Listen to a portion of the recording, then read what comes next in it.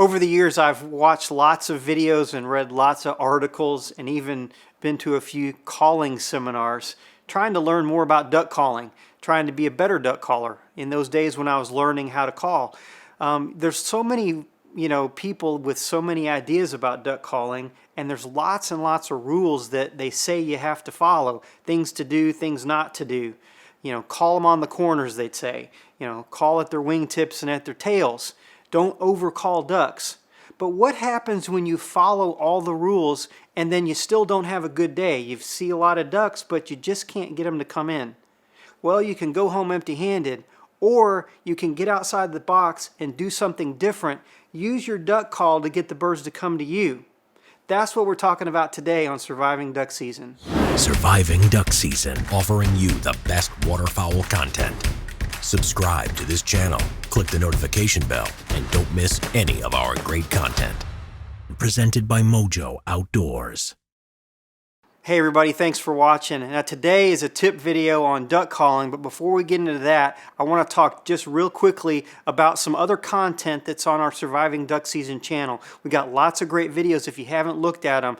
Everything from, of course, tips like today's video, and we also have some other types of content, some great duck hunting and goose hunting videos, as well as a really awesome docu-series that's about me and some of my friends that hunt all across the country and how we do it every single day of duck season. It's a really great series, and we hope you'll check that out, as well as some other content that we have on this channel after you watch this video. Calling ducks with a purpose, that's what we're talking about today. And I think that's where so many people fail in duck calling. Not talking about, sounding bad when you blow a duck call. I mean, sure, there's people that do that, but this is a problem that a lot of guys have, even people that can sound really good when they blow their duck call, people that even called, ducks a long, long time, they seem to, make the mistake of just making duck sounds haphazardly, not having a rhyme or reason for blowing a call at a specific time, even though it may sound really, really good. I'll first start off by saying I hunt in Arkansas. I'm a guide. I hunt every day of duck season, and the places that we hunt, for the most part, are knee deep or less. Most people would consider that shallow water, probably a foot. It's feeding type situations most of the time. And we have a very high concentration of ducks. I'm using a mallard call. We have lots of mallards, teal, gadwalls, puddle ducks. So that's kind of the perspective that I'm coming from. My whole mindset in calling ducks, this is what I'm doing.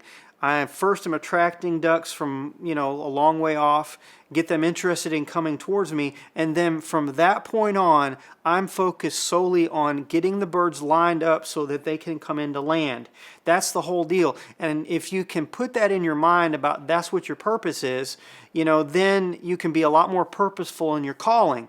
And that sounds easy enough, but I've done seminars and talked about things like this before, and people just go, wow, I never thought about it that way. But it really is very, very important to have a purpose for what you're doing. A hail call, get them interested in coming towards me. I mix it up by doing a lot of clucks and quacks and a bit of feed chatter, that sort of thing. And then from that point on, every decision that I make in the call is based on how they react to my call. And I'm trying to turn them, get them lined up downwind so that they can come in and land. When the birds get to the point where I want them to turn, I hit them with, a comeback call, a chop call, that sort of thing.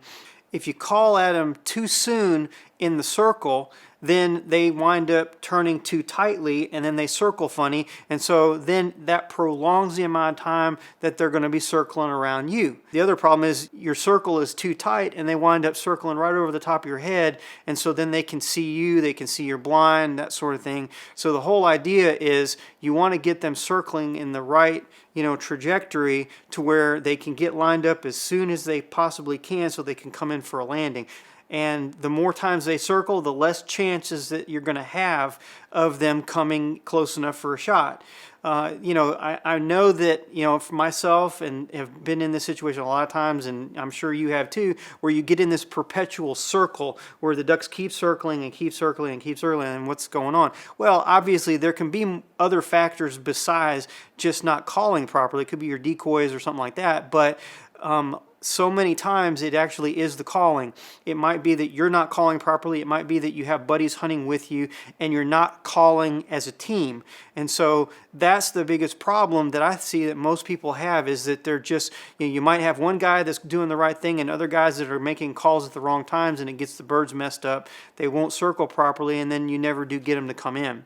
I don't do a routine. I know a lot of guys that call, they kind of have their routine that they do. And, certainly there are regular things that I do in my calling, but I don't have a routine.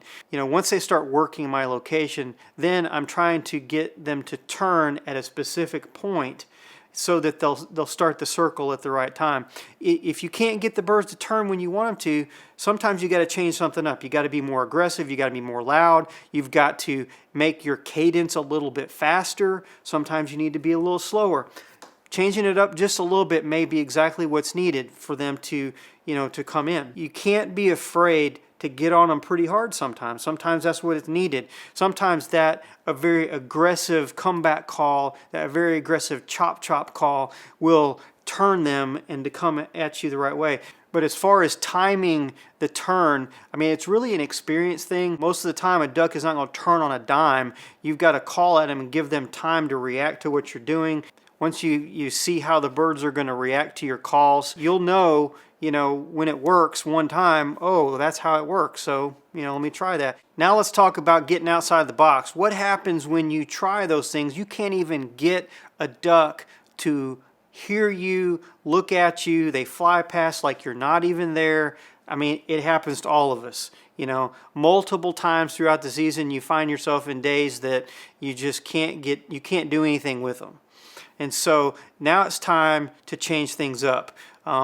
We have a very high volume of birds that are, where we hunt. All the time. There's not a time that you can look up in the sky and not see at least some birds. And so, it's so frustrating when you call and it's just, they don't even look at you. So turn up the volume, be more repetitive, hail call and hail call and hail call, one right after the other, as much loud, as much volume as you can.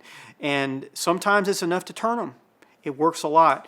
Really the way I kind of look at it, it's like fishing. I'm trying to read the birds. I'm trying to change things up just like you're going fishing. When you go to a lake, there's a lot of fish underneath you. You can't necessarily see them, but they're there. You got to keep changing your bait. You got to keep changing your presentation, and eventually something's going to give it a bite. Now, if you get one to bite, then there's probably more that will bite just doing the exact same thing you did. I do the same thing with my duck calling. I'm prospecting. I'm, casting it out there, so to speak, trying to get birds to react. I watch the birds. I see what they do when I make a call a certain way. They tip their wings. They do something to start heading toward me. And sometimes they'll react to the call, but they still won't turn towards me. I'll hit them again with the exact same thing I did. And so many times they go, okay, I'll give you a look. And they'll bring their buddies sometimes. When I call at a duck or a group of ducks and they react to what I'm doing and they start coming, that's the ones I'm calling at. I'm not necessarily focused on all these other birds that are interested in my calling. Sometimes other groups of birds might fall in because they see some ducks working your area. The way that I work, a bunch of ducks is once I'm committed to you, you're committed to me, we're going to work together. And that's kind of what I do with a group of ducks. And a lot of times I'll have ducks just show up out of nowhere, try to land in the decoys. Guys get frustrated. Why didn't we shoot? Well, because I'm working these ducks right here. You didn't know that that's the ones I'm working. A lot of times they don't know that just because those 2 or 3 birds land, there might be 20 more behind them. What about calling at birds that are coming in? I do it all the time. Sometimes that's what's needed. I can't tell you how many birds that we've shot calling the birds all the way to the water. I don't necessarily mean you're hail calling them all the way in. You are giving them little clucks and, soft quacks, a little bit of feed chatter. You just have to watch the birds and read them. Sometimes they won't tolerate anything. Sometimes they want it. They eat it up. And how many times have you been out calling ducks and you are watching a group of birds flying across, you call at them loud, and then all of a sudden some ducks just dump in the hole right in front of you? That loud call attracted them to come in. And so that right there, when I've seen that happen over and over again, that makes me think, well, what's the deal with the rule about not calling loud at a duck when he's close? Sometimes it works. When your duck calling isn't working for you that day and you've changed things up, you've changed decoys up, you've made sure that your blind is brushed in properly and nobody's moving around, you've done all those things, what do you have left but to change up your calling? And sometimes you just have to do something dramatic. You've got to get really loud. You've got to get really aggressive. You need to pull a different call out and use that. These are all things that I do. These are things that sometimes I might even do on a daily basis. So like I said before, there's a lot of rules about things to do and not to do when calling. And I used to buy into a lot of that stuff and think, oh, I've got to adhere to these things. And growing up in Arkansas and having really, really good duck hunting that was relatively easy for a long time, that ingrained even more into my belief system that that's what you had to do. But in the last 10 to 15 years, I've kind of changed some of my ways of thinking and my style of calling. I've gotten a lot more aggressive. I've gotten louder. I call a lot more than a lot of people say you should. When I started hunting with my buddy Scott Kerr, I noticed that he was doing a lot of that stuff, and I wasn't being as aggressive as I could be, as often as I should be. And he was having a lot of success with it. And, he wasn't afraid to be loud and be excessive in his calling sometimes. He wasn't worried about losing a group of ducks, just trying something to see if it would work. There'll be another group of ducks come and, we'll try something else. And so I started adopting some of that same philosophy. I was using a traditional Arkansas-style single reed call. He was using a cut-down call, a Mondo by R&T, but there's a lot of other types of cut-down calls. They have a lot more volume. They sound very, very raspy. And he was really urging me to try that. Well, I kind of bucked and thought, well, I'll just get a louder call, that's my style of call. And I never could do what he did. So finally, secretly, I bought a Mondo and started trying to learn to blow it. Now, 20 plus 25 years or whatever of calling with a certain style of call, and then learning how to call all over again on a cut down call. I mean, I'm telling you, it's a lot harder than, if on something else that you've learned on and had a lot of success with. It took me about 2 years to get good on a Mondo, but switching calls and switching tactics has greatly improved my success and my consistency, especially, and being able to make something happen most days when we duck hunt, even on what, a lot of people would consider horrible day, horrible conditions, and you can't do anything with the ducks. A lot of people, talk to me, guys that hunt in the blind with me, they go, man, I've never heard anybody call as much as you do. But we're shooting ducks. I mean, I can't believe it. I mean, everybody always says you got to be quiet and not call too much, but you do. And, it's just a different mindset. I hope that this has been helpful to you. I hope you've learned something. The takeaways from this are, be purposeful in your calling. Treat duck calling like you are trying to get birds to come into land, and think about every time you make a call, you have a reason for doing it because you're trying to get the birds lined up. It really works for me, and I think that if you try that yourself, it'll really help you out too. And then secondly, get outside the box on those tough days and try something different. Don't be afraid to mess up and to be too loud, because sometimes it might be just the thing you need to have a successful day.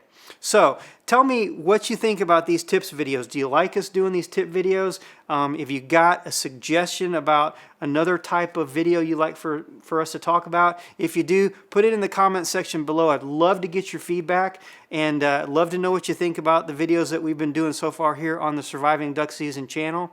So that's all the time I got for today. Make sure you join us next time, and until next time, God bless and good hunting. Surviving Duck Season, presented by Mojo Outdoors. Also brought to you by High and Dry and RoveItRacks.com.